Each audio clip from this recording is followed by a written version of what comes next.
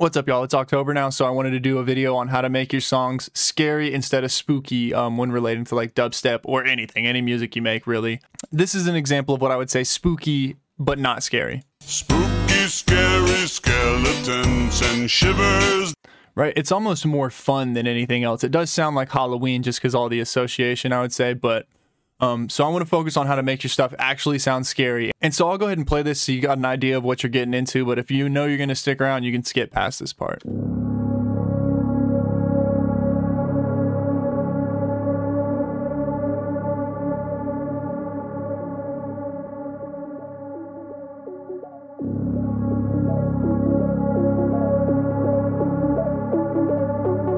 So this is the intro slash build for a track I'm going to release as part of a Hereditary EP. Saturday! Agony! The Paragon! Peter! Get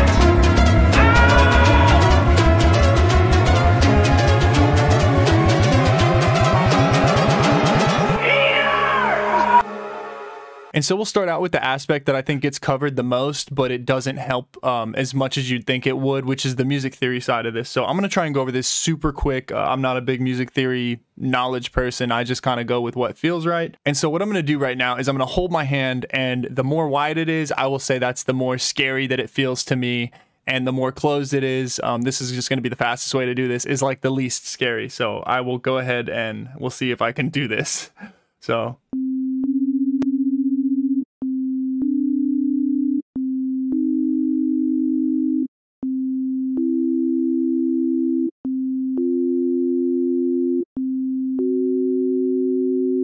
that's going to be the biggest for me, the most scary right there.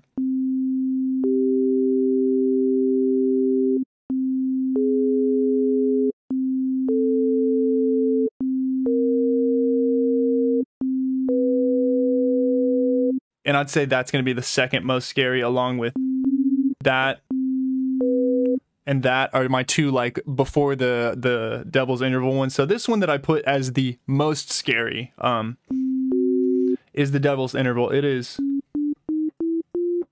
6 semitones up, which is kind of fitting. And what that is really, it's the dissonance that happens right before you get to your perfect fifth, which is 7 semitones up. So with that being said, like, I just show that to show, or to say, like, you can use whatever notes you want, but don't aim for harmony and resonance. You want to aim for like disharmony and dissonance, really, is what I tend to go for. So let's go ahead and get into our elements here one at a time. So we have the spooky tone. Well, we'll start with the root horn. So this song is rooted in C sharp, which works for a couple reasons for dubstep. I think it's because C sharp, you know, from C, actually I would say maybe from B, maybe not B, that might be a little too low, but from B all the way up to like E, that little range of keys there, you can have a sub that's really fat and like heavy, but you can also have a couple harmonics up, whereas like when you get into the G sharp, A area, you can't really, you have to EQ it quite a bit differently to get as thick of a sub, and you can't have as many high harmonics, so you end up with like a little bit less of a weighty feeling track. I'm not saying don't do those, I'm just saying that is what I have noticed in a lot of reference tracks as far as that range of keys. So I'm using C sharp here, and then I have this spooky tone, and all this is like a horn sample that I put a bunch of reverb on. So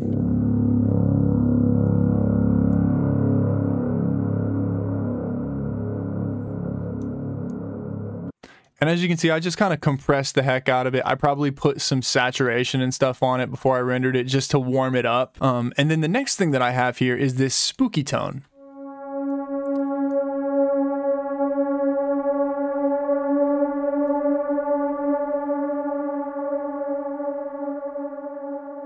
So it does that once, it does it again.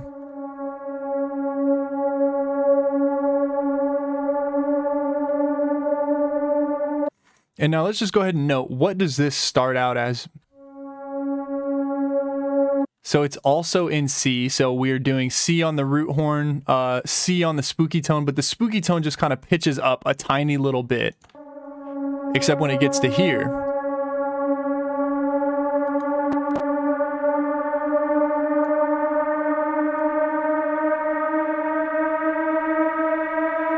right? So I start raising the pitch and just keeping it moving up. So we've already set the like, it does that twice. And then we have kind of the implication to the listener is it's going to do that a third time. So then by lifting off right there, it breaks your expectation and kind of gives you a surprise, and also starts, you know, making things tense. You're like, whoa, I didn't know this was going to go up like this. That's probably an over analyzation of that, but you get the idea.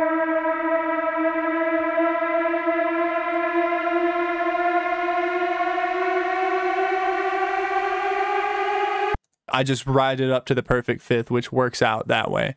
Now the sound design on this is stupid simple, and I am about to put out a different tutorial on this too, so there's another one, but we'll just go over the super quickest way, which is I'm not going to make the exact sound. So I have a detuned saw wave here. I did that detuning with this knob.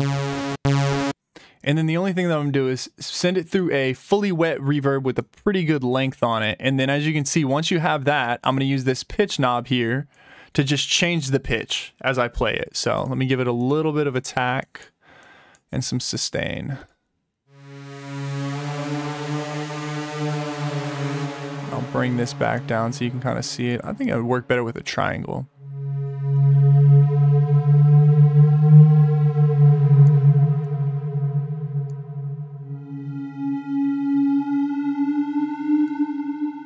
And it doesn't just work going up, you know, you can do it any direction. You can start from different points.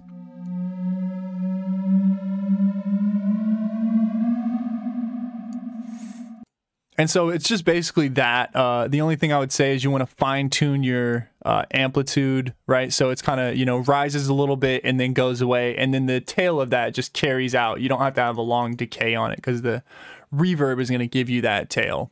So that's a really quick way to do that. So I have those two. This third layer is just filling up my top end, and it's just something I actually sampled, and it's in G sharp. I sampled this right out of Hereditary, so. And then just repitched it. That's from one of the cool ending scenes. I think I remember that was where that was at. From there, let's jump into the ARP. So I have my ARP, and it does this pattern here. So, you know.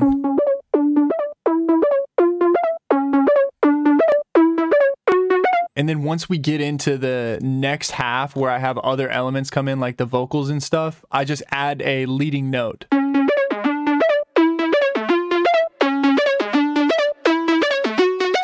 Right, so it's kind of gallopy. And then as far as the patch goes, I will talk about the things in this. Let me turn the, and I low pass it in, because the other thing too is as far as making your track sound more spacious, like you can get a darker feeling track, like, which is kind of, it's obvious once you think about it, like by having less high-end elements. So like only when you have your heavy synths going do you bring in the high end, and then all the other stuff can just be this muddy, dark, low, mid, you know, a little bit of, you know, mid high, which is just going to make your synth stand out a lot more. I'll probably do a drop tutorial too to give a better example of that. But so I low pass, well, I say that to say I low pass in or fade in the high end of my ARP, but I'm going to turn that off and kind of talk about this ARP for a second. So what I have going on here is a multi-triangle. It's a bunch of different wavetables. So I want to talk about what these two knobs do.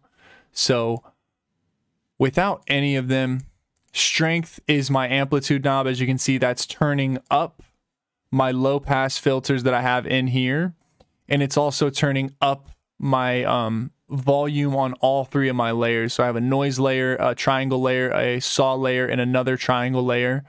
Then I have this fuck up knob, and what that does, goodbye monetization, which I can't do anyway, so it doesn't matter. Enjoy those ad-free videos. They better be fucking ad-free. If y'all are watching Medicine Unicord packs or whatever the fuck before my video, YouTube is fucking me. I don't get a penny. They won't let me get that shit, so fuck. I'm not gonna say fuck anybody, but the Unison Chord pack could fuck off. There's just too many ads. I'm sorry, I'm getting on a tangent, but let me just demo what it sounds like. So this is what the fuck up knob sounds like.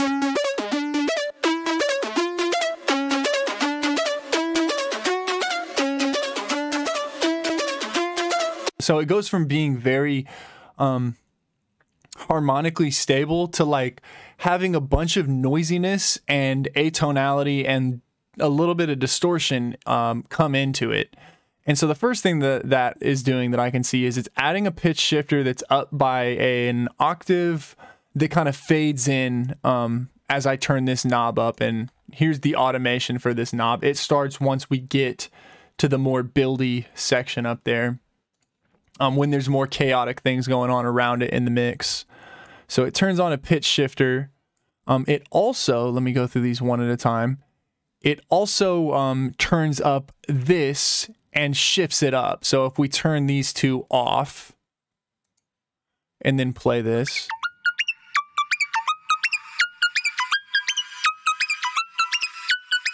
Right, I hope that's not too hard to really understand right there or whatever. Like, as you can see, it's not just turning the level up and bringing in this weird layer, it's also shifting it up as it goes, and it's not changing the tuning of it. It's shifting it like a frequency shifter would. It's changing the frequency, so it's not doing it in a way that maintains tonality with the rest of the synths that are happening, if that makes sense. I hope that it does. The next thing that it does here is turns on this little attack. Just pay attention to this part right here. Right, so as it goes up, it's plucking through that multi-triangle, which sounds like this. Right. So giving it a weird little pluckiness there. The next thing that we have going on here is I'm bringing in a convolver. I'll just go ahead and turn this all the way up so you can... So just giving it a strange little reverb. Oh, and it's not just bringing in the convolver. Where's it at? Yeah, it's not just bringing in the convolver. It's bringing in this automation that fades the convolver in.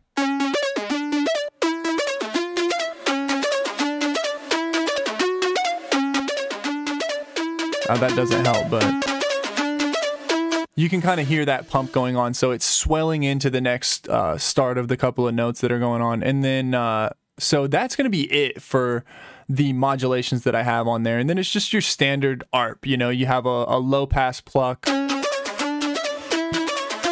hard clipper that's getting gated by this thing. So it like plucks the hard clipper. It's plucking the low pass here, which is plucking the highs. Then I got a phaser and a flanger just to give it some space, and a compressor to bring it into, you know, check as far as the dynamics go, kind of squashing it, making it louder. So that is it for the ARP, and I can go ahead and turn that back off. Next, and I talked about arrhythmia in the beginning. I think I did. I should have at least. I have this, and I'll play it by itself.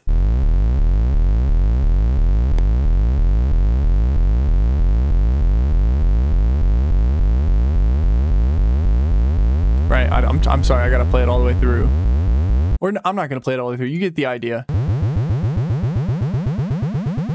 And so why am I saying arrhythmia here? It's because this is synced to an LFO that is increasing in speed, but not at the pitch rate, not at the clock of the track, right? Not at 166 BPM.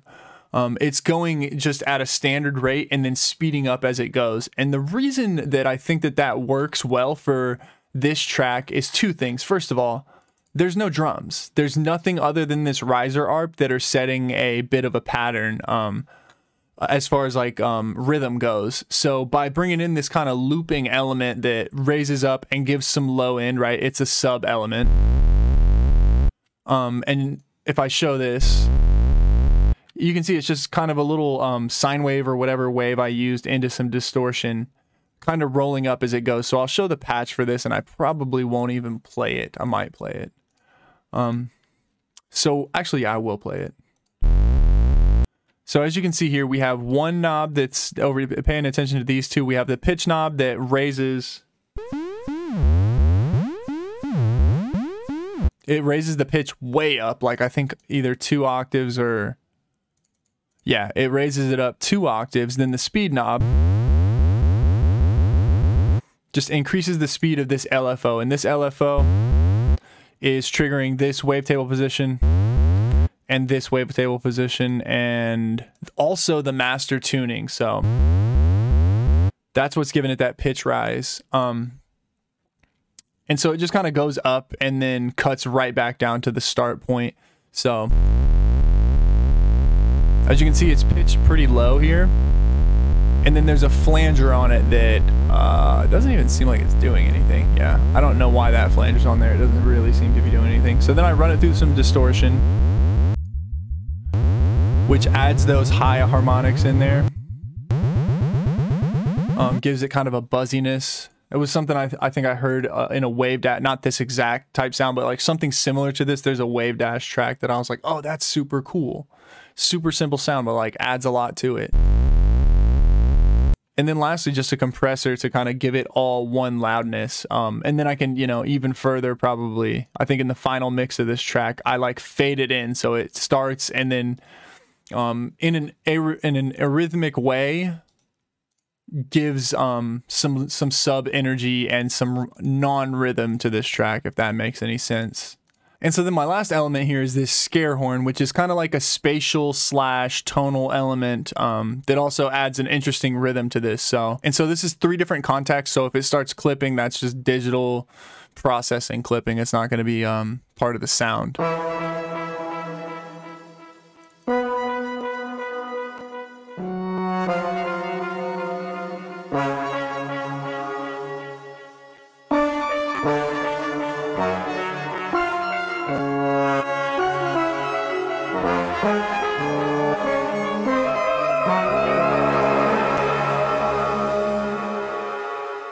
And so we have 3 different layers here. We have a horn blat, a horn pull, which is kind of like an extended thing, and then a high trill. And so I'll kind of show these one at a time, right? The horn blat, that's kind of the horn pulling element, right?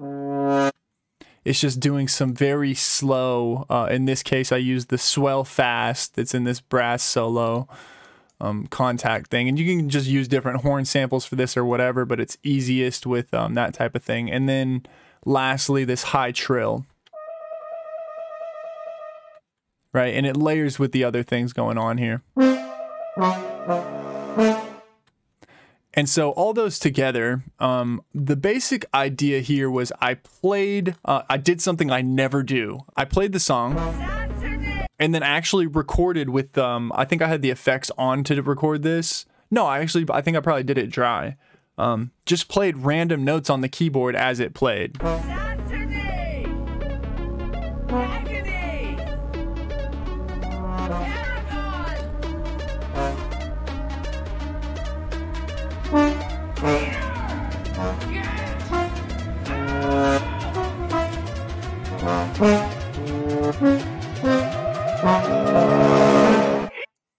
Okay, and so a couple things I want to note real quick are just, I have a horn hitting at the first vocal, I have another horn on the next vocal, and I also, as you can see, there's a lot more space between these, and then these get much more frequent, and I also don't syncopate this too much, you know, this one's on beat here, but other than that, they're all just kind of randomly placed, and that's intentional because I don't want to give too much rhythm to this, right? So I'm not going to show these 3 patches, they're just pretty basic. I do fade up with the mod wheel this intensity knob in case you do have contact, but since most people don't, I'm not even going to spend any time on that, and we'll skip straight to the effects. And so as far as my effects go, I did an OTT after my snap heap, and then an EQ just to kind of clean the lows up and bring the highs up. And so in this snap heap, I have a couple different buses. So I have 3 parallel buses, which means they're all playing at the same time. Brings the volume up quite a bit, but that's what I'm doing for this one. And so my detuning knob is affecting these 2 pitch shifters, turns one of them up a little bit and the other one down a little bit, one set to 12, 24, as you can see. And then there's delays on each of those shifted each of those shifted things, because that's mixed 100% there. So we're getting a reverb on a dry signal and then 2 delayed signals at different rates to add even more. And then as this goes up, my gain comes up and my detuning comes up. And so those 2 are detuned, while also, as you can see on the bottom here, these gains increase, so the delays get louder and the reverb goes away, right? This is turning that mix knob down. And then lastly, as my detune increases, I just have a little bit of a convolver that comes in to like give it more weird spaciousness. And so with all those elements coming together, I'll go ahead and play this so you get an idea of what the knobs are doing through this part. And it's going to probably clip, but that's okay.